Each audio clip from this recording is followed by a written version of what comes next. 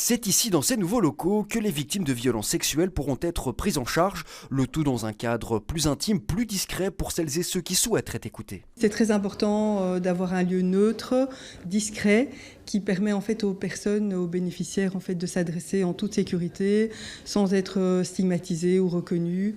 Voilà, ça leur donne un sentiment d'être accueillis de façon humaine et de façon adaptée. SOS Viol ouvre ici sa 3e antenne en Belgique, la 2e à Bruxelles. Un suivi psychologique, social et juridique y est proposé par des professionnels du secteur. C'est-à-dire formés, assistants sociaux et psychologues.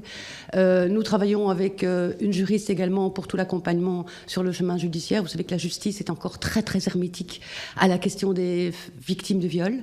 C'est un parcours qui est très froid, très glacial. L'offre vient s'inscrire dans un réseau plus global d'accueil des victimes. Une victime peut bien sûr s'adresser à un bureau de police, elle peut aussi s'adresser au centre de prise en charge des victimes de violences sexuelles, elle peut s'adresser au centre d'aide et d'accueil des victimes qui dépendent des maisons de justice. Et puis on a la possibilité de se rendre dans ce local ici pour un entretien, pour essayer finalement d'essayer de mettre des mots sur ce qui est arrivé. La SBL est présente à Saint-Gilles depuis plus de 40 ans, alors l'implantation de cette nouvelle antenne n'a pas été choisie au hasard. La présence des SOS Viol, qui est la volonté de quelques-unes qui se sont battues, ont toujours obtenu l'écoute et le soutien des autorités saint-gilloises. Et c'est vrai que cette problématique aujourd'hui est peut-être plus rentrée dans le champ de l'actualité.